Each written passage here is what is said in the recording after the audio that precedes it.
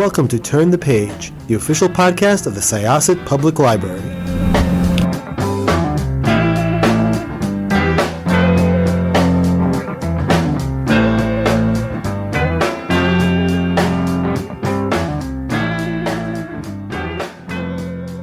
Hello, everyone. Welcome back to Turn the Page. I'm your host today, Jen, and today I am joined by the debut author of an absolutely thrilling young adult dystopia. It is full of twists and turns and fascinating world building and character work. I'm so excited to talk about it. So welcome. Could I ask you to introduce yourself and your book, please? Yeah, absolutely. My name is Heather Ogden. I am the author of The Lies We Fear, The Betrayal, the first book in the Lies We Fear series. I'm from Tennessee, graduated college from University of Alabama in Huntsville, and it's my first book. I'm super excited. I'd love to know a little bit about your writing journey. I know that, you got a book deal at a very young, impressively young age. Where did this all begin for you? So writing as a whole began in 2014 when I wanted to be a YouTuber growing up, and my mom had told me I needed to write a script, but she needed to see it and approve it before it got posted. And although the YouTube dream kind of faded over the years, my love of writing did not, thankfully. And I kept with it throughout high school and college. Nice. Yeah, it's a really interesting transition because I understand too that you maybe initially like conceived of this book as a screenplay too. What were the challenges of moving from that sort of audio-visual medium to prose? So the biggest challenge for me was actually the description. I was really good at the dialogue and coming up with how the characters interacted, what they looked like, what they said, but coming up with how to describe like the buildings or the penthouse or the school, it was really difficult for me to be able to get those words out and that didn't sound either repetitive or didn't sound cliche. Did this book, or the series rather, did it start with a character or with the world? Was there a theme that you wanted to explore? So it actually started with the world because the idea behind the Lies We Fear series, a girl discovering her father is a tyrant and hiding things, actually came about from a dream I had after we read 1984 in high school. And I had that exact plot to dream. A girl discovers her father is keeping secrets from the country and herself, and she has to make that decision.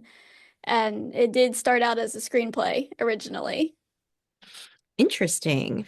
Yeah, tell me a little bit more about your protagonist. I'd love to know how you shaped her as a character and her relationship to her father, because it's very interesting. Oh yes, Angelette is very special and close to my heart. She's very strong-willed, stubborn at times, very headstrong. Also very intelligent because has to be. She is the daughter of Valerius.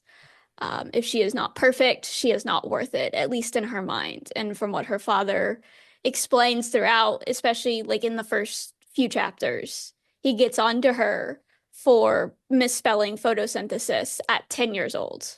And the immediate question she asks is this going to, mess up this weekend? Kind of giving hints that even a single mistake can cause massive consequences that probably shouldn't be as big as they needed to be. Yeah, the environment in which she grew up and how that shapes her relationship with her father, who is also, as you said, the political leader of this world, and the way that, her childhood shapes the young woman that she is becoming in this story, because she's very invested in impressing her father, and making sure that that is a secure relationship, but she's also waking up to this wider reality of what's going on in the world around her. So could you talk a little bit about world building, your city, this very cosmopolitan metropolis, and maybe like the role that magic plays in the story too? So the city actually, I took inspiration from real life American cities. So like think New York, Chicago, big, massive cities that you just see tons of skyscrapers and I mean the world itself is very similar to our own. I mean, most people see science as the main pioneering industry, and only the select few that Valerius has allowed to have knowledge of can use magic. And in that discovery, there are some magical devices, so to speak, that will come in later books. One example I can give is he has had developed a security camera that can detect magical signatures.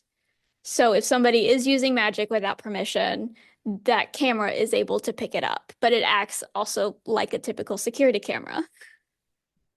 Yeah, it's really neat the way that magic informs the world and also the sort of the political themes that you are playing with here, because I think it's really easy to draw a line between like the way that magic is perhaps hoarded or exploited to the way that in our world, like that happens to resources, like that don't have to be magical, Yeah. that like controlling resources is a huge part of how totalitarian governments uh, perpetuate themselves. So could you talk a little bit about Angelette's journey and how her character arc lets you explore these ideas about betrayal and loyalty and government and family, all these things?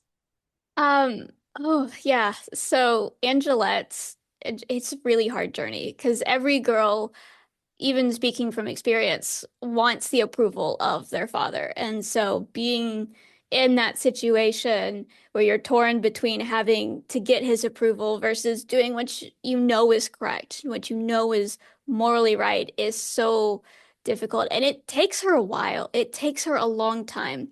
And that final breaking point for her, honestly, is seeing someone of her age who's done nothing wrong. He's just living, he's, slightly opposition against what Valerius has done, but that's typical for a someone in power. And seeing her father just mercilessly take these individuals down, it really broke something in her. And that's for her when she decided that enough is enough. I need to do what I can to make sure the world ends up right, or at least Libertis ends up right. And I think it's a very relatable arc, because even if our parents aren't, evil dictators, we all we all go through a process of, realizing as we grow up that they are too human, and Yeah. that maybe that we need to change this image that we have of them. And that's something I think that relates to a lot of young people who are coming of age. Um, a little bit more about the magic, because I really do love the role that it plays in both like the government and in resistance. And do you think that like magic lets you say something about the emotions of the characters that a strict adherence to reality doesn't let you? Does it let you express something about what the characters are feeling or like what kind of journey that they're undergoing? Yes, so I oftentimes use magic as like an extension of the character's personality. It lets the readers and the audience kind of explore more about who they are via their magic because it's very intertwined with who I imagine them to be as characters. Like Angelette, for example, is the complete polar opposite of her father. She can see the truth. She knows what the truth is. She can hide the truth if she needs to, versus her father, who's lying through his teeth all the time. He can see lies, he can cover up lies. So, them being polar opposites, even via their magic, is very symbolic in and of itself. Hmm. Yeah, that's very interesting. And it allows the characters to, in some way express dynamics that they're not ready to say out loud, because like the magic is Yeah. speaking for them sometimes. That's very interesting. Yeah, it's a very compulsive read. Like the pacing is really great. And there's a lot of really interesting character work. And I know that, you don't want to give obviously too much away about what's in store for, this is a trilogy, I believe you have planned. Is that right? Unfortunately, no, not Oh, anymore.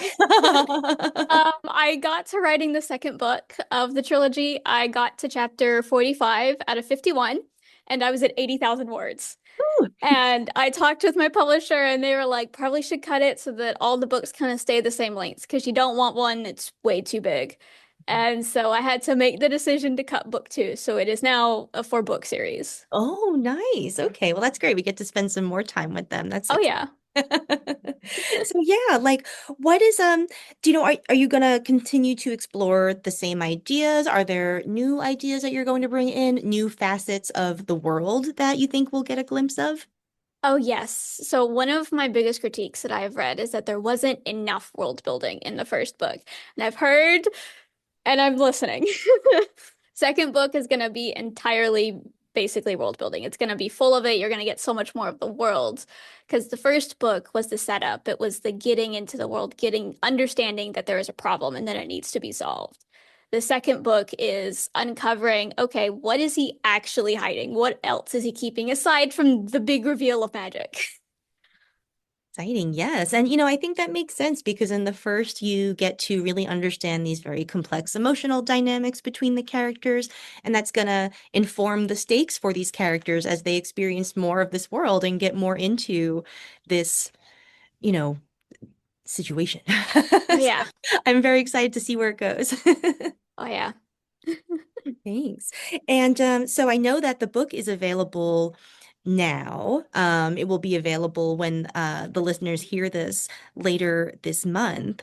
Um, is there a place that you like to send your readers to get copies? Because I always recommend your local bookstores or your libraries or your websites, but where do you like to send people to get books? I always like to send them to just, I mean, general bookstores. I love shopping at Barnes& and Noble, Books A Million, local bookstores. I absolutely love going to the indie bookstores in Tennessee. Nice. I want to go to a Books A Million. We don't have those here, and I'm very curious about them. Yeah. Yeah. Well, cool. Well, thank you so much for taking the time to talk to us and happy writing. I can't wait to see where this goes.